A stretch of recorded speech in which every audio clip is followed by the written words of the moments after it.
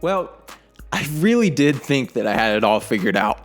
The ARMS team became pretty predictable with these rollouts for their patches, usually releasing some sort of cryptic tweet or trailer or whatever about a month or two before its release, but now we just have Misango. I'm guessing they didn't roll this out like they normally would because we just got update 3.2 just a little under a month ago. But either way, I was pleasantly surprised to get this new hero so quickly after that trailer dropped. Upon watching the trailer, I was super excited to try out the new poison arm attribute. I always thought the damage over time thing was something that should have been in the game from the start. I'll be honest, I was slightly less than impressed with the poison itself, but I was blown away by how fun and unique the character of Misango turned out to be.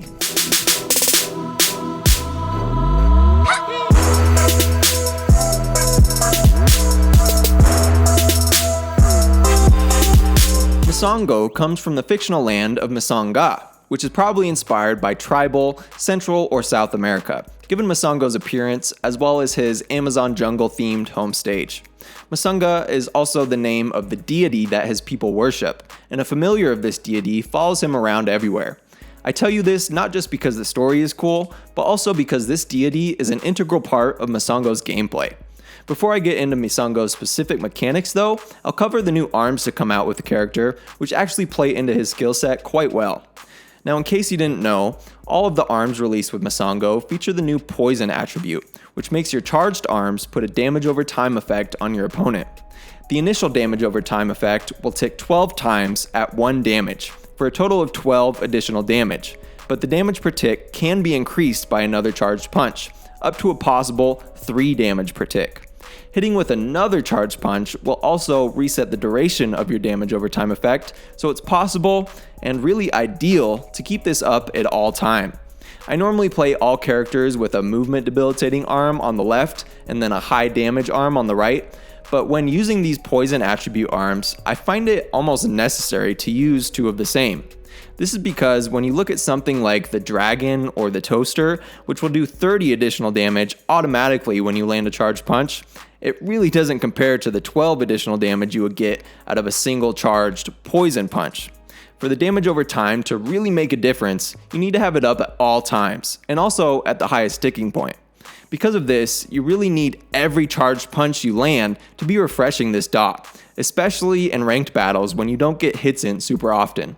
This, along with the fact that other attribute effects will cancel out the poison, means that using 2 poison types is really just a necessity. The first and most interesting pair of arms we have are the Scorpios. These are sort of similar to Lola's Fun Chucks in that there's a couple different ways that you can attack with them. Attacking while grounded will cause a pretty straightforward, slower attack that springs out at a slight angle, sort of like a curve type. Your arm will actually land a few yards in front of your opponent. Then the mechanical Scorpion will hop out and leap forward to attack, sort of like the Thunderbird but with a completely different path. You don't have much control over your initial thrust, so you won't be able to control that first punch too much with your left thumbstick, but once the Scorpion is on the ground, you actually gain quite a bit of control of it. This can lead to some pretty brutal surprise attacks if your opponent forgets about that initial punch too quickly. Now, when you're jumping in the air and send a Scorpio punch out, it's actually going to function almost completely differently. The aerial attack functions more like a whip, with greatly increased speed and more curve to that initial punch. Instead of hopping out and attacking with this punch, your Scorpion will actually just spin around rapidly, so there's no delay to the attack. It sort of just becomes a standard whip type arm, very similar to the Fun Chuck. Both of these attacks will poison your opponent when they're charged, so the varied speeds and paths this arm can take can be very useful for keeping that dot up at all times. The second pair of arms here are called the Gushers. If you were waiting for another Blorb type arm, rejoice, although I'm pretty sure no real person was excited to see these. These are lumped in with the Heavies just like the Blorb, but really functions differently than something like the Megawatt or the Megaton. I'm not a huge fan of Heavies, but I do appreciate that the Megawatt and the Ton can both block pretty much any attack while still pushing forward. I've never really been into the Blorb, however, because it's just painfully, slowly bounces towards your opponent. I can't remember the last time I was even hit by one of these because it's just so easy to dodge on any character.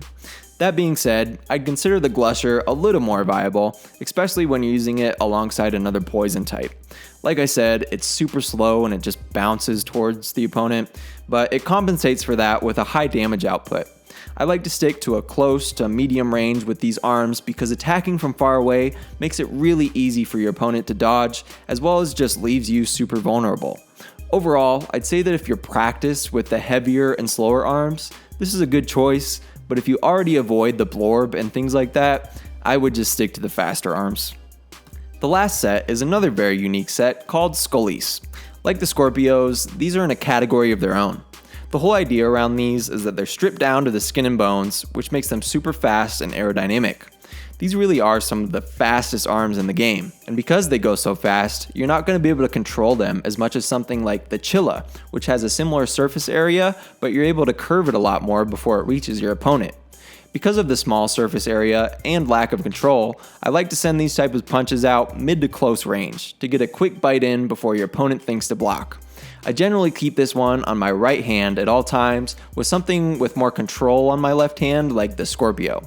This lets me punch first with the Scorpio to sort of control where my opponent will move to, then I send out a quick jab with the Scully wherever the Scorpio makes my opponent dodge to. These arms can be taken out by pretty much any other arm in the game, but it compensates for that with a super quick speed and high damage output. Now let's talk about Misango himself, and also Misanga, who I mentioned earlier is a familiar of his guardian deity. This thing will float around your head and change colors about every 5 seconds. Upon performing a charged guard, Misango will create a shield in front of you, which will block one hit. This is useful for blocking, of course, but can also be used to juke your opponent. Your shield will actually stay up for a short period of time after you stop blocking, so you can use it to quick step around and confuse your opponent. Another helpful tip I picked up from this is that there's actually a split second in between when your shield activates and when it actually appears where you can punch and you won't knock it out yourself. So you've just got to punch really quickly after blocking and it'll give you some damage insurance for some risky punches or grabs. Creating a shield isn't all Misango is good for though. Depending on what color your familiar is at the time, you can perform a charged dash to gain some additional power. The red power-up will give Misango additional girth around his body and arms, raise his grab damage up to 180, and also cause him to not flinch upon being punched. These effects also come with diminished speed and jump power, so it essentially just turns him into Master Mummy. The blue power-up will basically do the opposite, keeping him the same size while greatly increasing speed, both in the air and on the ground. This makes him slightly more quick and diminishes his grab damage down to 150. I'll be honest, I normally love mobile characters, but it was hard to notice a significant boost in speed here, and I mainly stuck to the red power-up. The red was favorable to me because I could let off multiple charged punches without worrying about being knocked down and therefore uncharged, which helped contribute to keeping my damage over time effect up at all times. The yellow power-up option is more situational. This will cause your rush attack to automatically block or cancel punches upon activation, while again diminishing your grab damage down to 150. I think this is really cool, but also kind of straightforward. You can make some people really mad by canceling their attacks, then getting that rush in. Overall, I think Misango is a really cool character. Being that there's so many different ways to play him, the skill cap is going to be super high, and it's really going to take some practice to master him.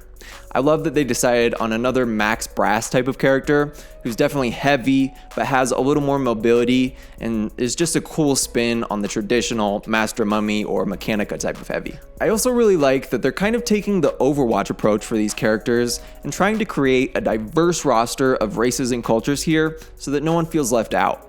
As a Nintendo game, I don't think they're ever going to go as far as something like Tracer, where she's like has an established girlfriend and she's like really gay.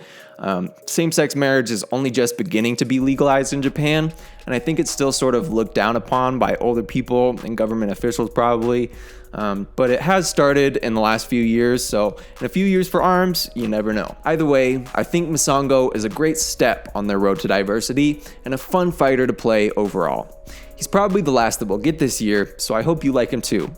If you don't, let me know down in the comments. Leave a like on the video if you enjoyed, and subscribe to my channel for the latest content available. This is Max from Max Culture, and thank you so much for watching.